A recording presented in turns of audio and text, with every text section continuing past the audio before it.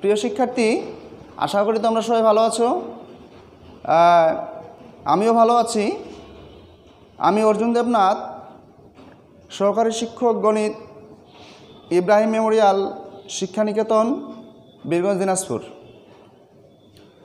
আজকে আমি তোমাদের নবম ও দশম শ্রেণীর অষ্টম অধ্যায়ের বৃত্ত অর্থাৎ উপপাদ্য, বৃত্তের উপপাদ্য বিষয়ক জ্যামিতি আলোচনা করব। তো আমরা এখন আজকে যেটি আলোচনা করব সেটি হলো বৃত্তের ব্যাস ভিন্ন জের মধ্যবিন্দু ও কেন্দ্রের সংযোজক রেখা ওই জের উপর লম্ব। তার আগে আমাদের জানতে হবে যে আসলেই বৃত্তটা কি, বৃত্ত কিভাবে আসলো, বৃত্ত আসতেছে কিভাবে, এটা আমাদের জানা অবশ্যই প্রয়োজন, নতুবা আমরা হয়তোবা অঙ্কটি সম্পর্কে সেরকমভাবে বুঝবই না। তো আমরা দেখি যে বৃত্তটা আমাদের কিভাবে আসতেছে। আমরা অবশ্যই করেছিলাম যে দুটি অক্ষ এক্স ড্যাশ, ওয়াই ড্যাশ, এর একটা মূল কেন্দ্রবিন্দু থাকে যাকে আমরা ও দ্বারা প্রকাশ করি। আমরা কোনো গ্রাফ পেপার যাকে আমরা বলি ছক কাগজের এরকম এক্স অক্ষ এবং ওয়াই অক্ষ অঙ্কন করে এখানে যে মূলবিন্দুটা আছে সেটাকে ও ধরি। এখন যদি আমরা মনে করি যে এই ও বিন্দু থেকে এক্স অক্ষের দিকে 5 সেন্টিমিটার, এই ও বিন্দু থেকে ওয়াই অক্ষের দিকে আবার 5 সেন্টিমিটার নেওয়া হোক, এই ও বিন্দু থেকে এক্স ড্যাশের দিকে আবার 5 সেন্টিমিটার, ও বিন্দু থেকে ওয়াই ড্যাশের দিকে মনে করি আবারও আমরা নিলাম 5 সেন্টিমিটার। এই কেন্দ্র থেকে যে অক্ষগুলোর উপর দূরত্ব নিয়েছি প্রত্যেকটা দূরত্বই হচ্ছে 5 সেন্টিমিটার করে, 5 সেন্টিমিটার করে। এখন ও থেকে এই পাশে আমরা হয়তোবা আরও 5 সেন্টিমিটার নিতে পারি একটা, এই পাশে 5 সেন্টিমিটার, একটু লক্ষ্য করবে তোমরা, এই পাশে 5 সেন্টিমিটার, আবার যদি এই পাশেও নেওয়া হয় 5 সেন্টিমিটার। এখন মনে করো যে এক্স অক্ষ থেকে আমরা যদি এই বিন্দুগুলো যোগ করি, যদি এই বিন্দুগুলো আমরা যোগ করি তাহলে মোটামুটি আমাদের, যদিও আমাদের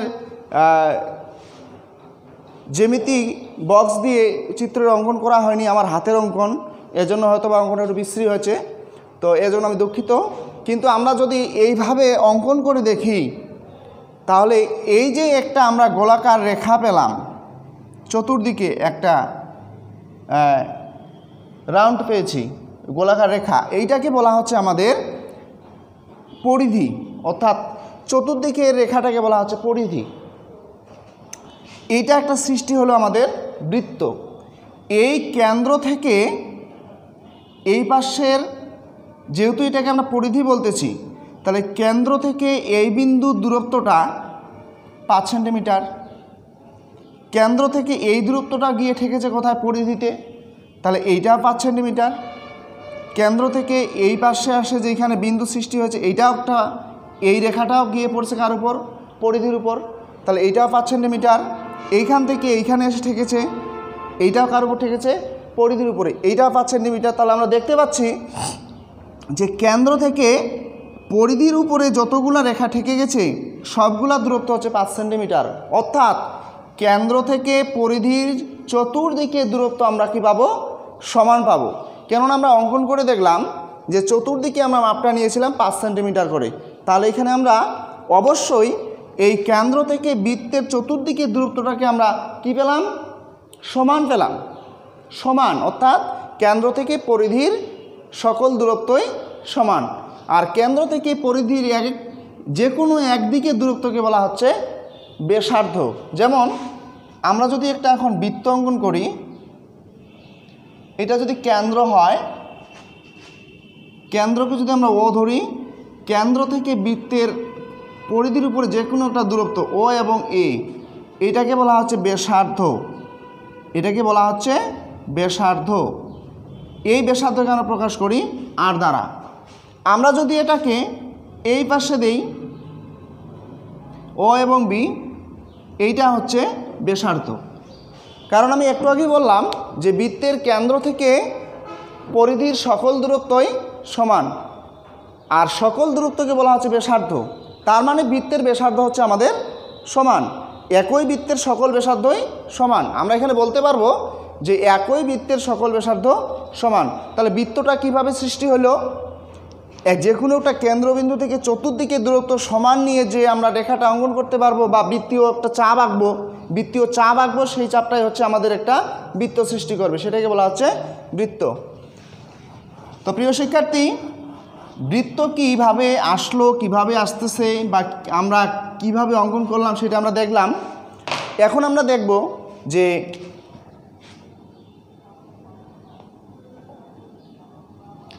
ধরে নাও যে এটা আমাদের একটা বৃত্ত, বৃত্তের কেন্দ্র হচ্ছে ও, আর চতুর্দিকের গোলাকার রেখাটাকে বলা হচ্ছে পরিধি। পরিধির যে কোনো একটা জায়গায় বিন্দু নিলাম, এই বিন্দুটা এ, আবার অন্য একটি জায়গায় নিলাম পি। এই যে একটা পরিধির উপরেই দুই জায়গায় দুইটি বিন্দু নিলাম এ এবং বি, এই দুইটি বিন্দু যদি যোগ করা হয় তাহলে যে রেখাটি পাওয়া যাবে সেটি হচ্ছে এই বৃত্তের যে, এই বৃত্তের যে। এখন তোমরা হয়তো ভাবতেছো শুধু কি এই দুই জায়গায় বিন্দু নিলে হবে? না, তোমরা যদি এই জায়গায় বিন্দু নাও, এই জায়গায় বিন্দু নাও, ধরে নাও সি এবং ডি, এই দুইটা যদি যোগ করো তারপরে ওইটা জে।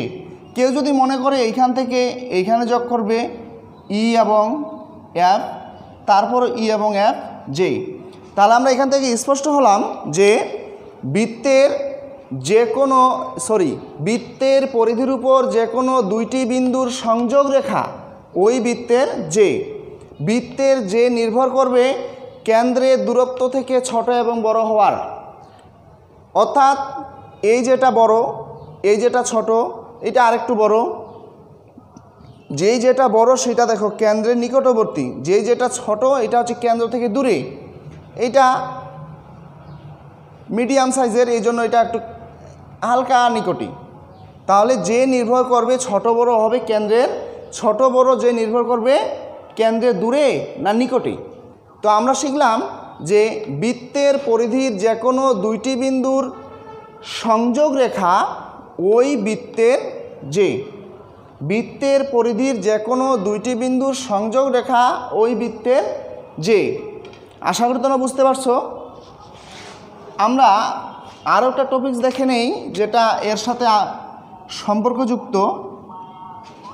এইটাতেই আমরা এই জ্যামিতিটাতেই ধরে নেই,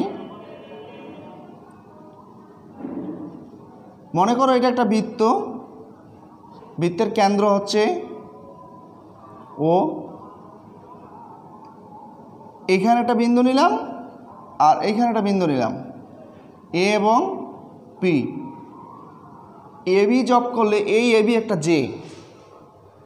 কিছুক্ষণ আগে বললাম যে বৃত্তের পরিধির উপর যে কোনো দুইটি বিন্দুর সংযোজক রেখা ওই বৃত্তের যে। এই যে ঠিক মধ্যবিন্দু আমরা নির্ণয় করব, মধ্যবিন্দু পি বা এম বা এন ইত্যাদি যে কোনো আমরা যে কোনো প্রতীক দিতে পারবো। তো দেখো মধ্যবিন্দু অর্থ হচ্ছে এই যে আমার হাতে মার্কারটা আছে, এর এইখানে যদি মধ্যবিন্দু দেওয়া হয়, মধ্যবিন্দু অর্থ মানে এই পাশে যতটা হবে এই পাশে ততটাই হবে। এই মধ্যবিন্দু এই মার্কারটাকে সমান দুই অংশে বিভক্ত করবে। তদ্রূপ এই জের মধ্যবিন্দু পি, এই মধ্যবিন্দুটা যেটাকে দুই অংশে বিভক্ত করবে এবং সমান অংশে। তাহলে এইখান থেকে আমরা পাবো এপি সমান বিপি, অর্থাৎ পি বিন্দুটা এবি জেকে দুই অংশে বিভক্ত করলো, এপি অংশ এবং বিপি অংশ।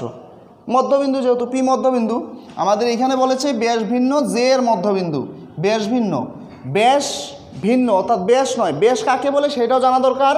একটু দেখে নেই, যে আমরা জানি যে এটা একটা জে, এইটাও একটা জে, কারণ এখানে দুইটা বিন্দু যুক্ত হয়েছে, এটাও একটা জে, এখানে দুইটা বিন্দু যুক্ত হয়েছে। কোনো জে অঙ্কন করতে করতে যদি কেন্দ্র দিয়ে যায়, অর্থাৎ কেন্দ্র দিয়ে যদি যায়, কেন্দ্র দিয়ে যাওয়ার পরেও কিন্তু এইটা পরিধি দুই বিন্দুতে দুইটা বিন্দু যুক্ত হয়েছে, যদিও এটা জে কিন্তু সেটা গেছে কি দিয়ে? কেন্দ্র দিয়ে। যেটা কেন্দ্র দিয়ে যাবে সেই যে হচ্ছে ওই বৃত্তের বৃহত্তম জে, এবং বৃত্তের বৃহত্তম জেকে বলা হয় ব্যাস। আবারও বলতেছি, এগুলো প্রত্যেকটাই এক একটা জে, কিন্তু এই যেটা কি দেখা যাচ্ছে যে কেন্দ্র দিয়ে গেছে, যেই যে বৃত্তের কেন্দ্র দিয়ে যাবে সেই যেটাকে বৃত্তের বৃহত্তম যে বলা হয়, এবং সেই বৃহত্তম যেটাই হচ্ছে সেই বৃত্তের ব্যাস। তাহলে এইখানে ব্যাস মাত্র একটাই পাওয়া যাবে, যেটা সেটা কেন্দ্র দিয়ে যাবে, বাকিগুলা কিন্তু একটাও কেন্দ্র দিয়ে যায়নি। তাহলে যেগুলা কেন্দ্র দিয়ে যায়নি সেগুলো হচ্ছে ব্যাস ভিন্ন যে, আর যেটা কেন্দ্র দিয়ে যাবে সেটা হচ্ছে ব্যাস। তাহলে এইখানে যেটা আমাদের হয়েছে সেটা কি? ব্যাস ভিন্ন একটা জে। তাহলে এই যে কেন্দ্র ও এবং পি আমরা কি করলাম? যুক্ত করলাম। এই ওপি হচ্ছে আমাদের লম্ব। কার উপরে লম্ব? এ বি এর উপরে লম্ব। এই ওপিটা হচ্ছে আমাদের এ বি এর উপরে লম্ব। প্রশ্নে আমাদের এইটাই বলেছে যে বৃত্তের ব্যাস ভিন্ন যে এর মধ্যবিন্দু ও কেন্দ্রের সংযোজক রেখা ওই জে এর উপর, অর্থাৎ এবি জে এর উপরে লম্ব। এবি জে এর উপরে লম্ব চিহ্ন এটা, ওপি হচ্ছে লম্ব। এইটা প্রমাণ করার জন্য আমরা এখন ও এবং বি যুক্ত করব। খেয়াল রাখবে যে কোনো রেখার উপরে যদি লম্ব আঁকা হয়, অর্থাৎ 90 ডিগ্রি কোণ হয়, কোনো একটি সমান্তরাল রেখার উপরে যদি লম্ব আঁকা হয়, তাহলে এক পাশে 90 ডিগ্রি হলে আরেক পাশে সেটাও 90 ডিগ্রি হবে। তাহলে এখানে কোণ হচ্ছে দুইটা, এই যে একটা কোণ আর একটা এই কোণ, এই দুইটা কোণকে বলা হয় রৈখিক যুগল কোণ। কোন কোণ বলা হয়? রৈখিক যুগল কোণ। এই কোণ দুটাকে বলা হয় রৈখিক যুগল কোণ। স্যার, এই কোণ দুটাকে বলা হচ্ছে রৈখিক যুগল কোণ। যদি লম্ব হয়, লম্বের উভয় পাশে কোণ দুটাকে বলা রৈখিক যুগল কোণ, আর রৈখিক যুগল কোণের মান হয় সবসময় এক সমকোণ। তাহলে তো আমরা দেখো, আমরা এখন এই অঙ্কটা প্রমাণ করব যে আমরা এখানে যে আলোচ্য বিষয় লিখেছি সেটা এখন আমরা প্রমাণ করব। কিভাবে প্রমাণ করব দেখো, আমরা সরাসরি প্রমাণে চলে যাই।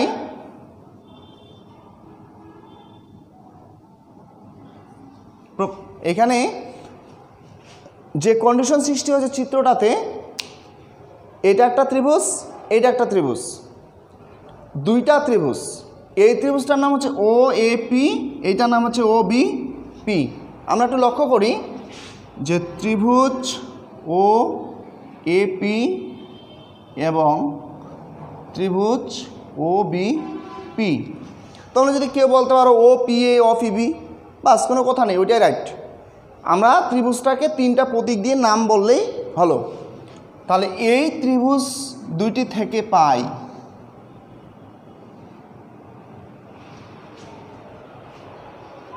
এই ত্রিভুজের এই যে ও এ, এই ত্রিভুজের ও এ, এটা কি বলতো?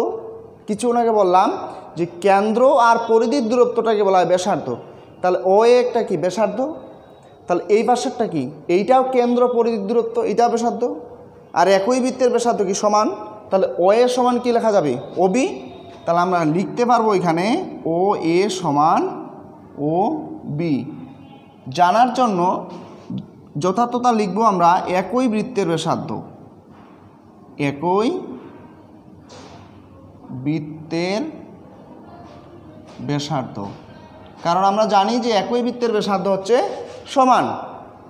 আচ্ছা, এখন দেখেন তো, এই এবি জের পি কিন্তু মধ্যবিন্দু ছিল। একটু আগে লেখা ছিল এখানে যে এপি সমান বিপি, অর্থাৎ মধ্যবিন্দুটা যেটাকে দুই অংশে বিভক্ত করেছে। তাহলে এখানে আমরা লিখব এপি সমান বিপি। কেন? যথার্থতা হচ্ছে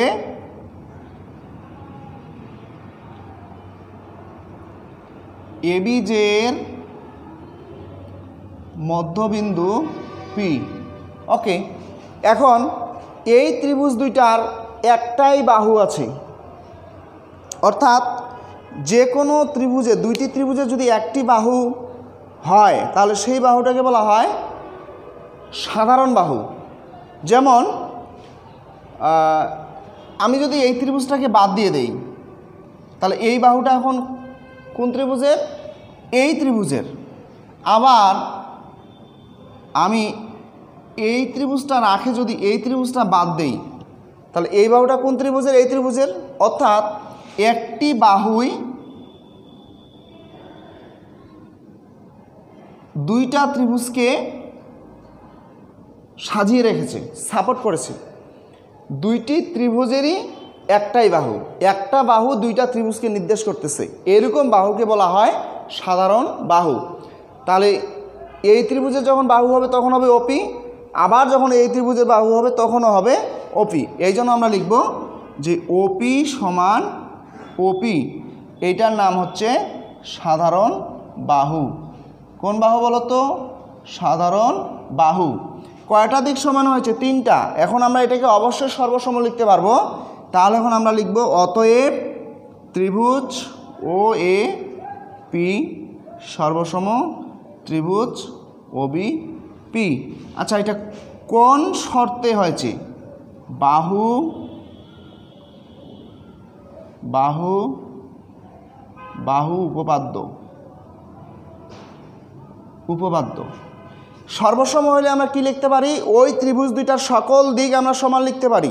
এটা তোমরা অবশ্যই জানো। সর্বসম যেহেতু আমরা এর আগে 6 অধ্যায় লেকচার আমরা অবশ্যই দেখেছি, এই ত্রিভুজ দুইটা সর্বসম হলে ওই ত্রিভুজের সকল দিক কী করতে হয়? সমান দেখাতে হয়, বিপরীত দিক সমান দেখাতে হয়। তাহলে এই ত্রিভুজের এই কোণটা আবার এই ত্রিভুজের এই কোণটা, এর বিপরীতে এর বিপরীতে, এই দুইটা কোণ সমান। তাহলে এই কোণটার নাম হচ্ছে আমাদের এখানে কোণ ও পি এ, কোণ ও পি বি, দুইটাই সমান।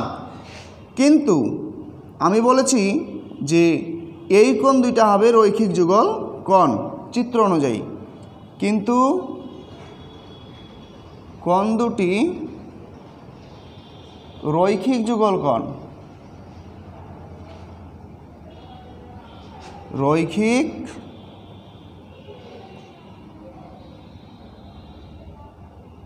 যুগল কোণ এবং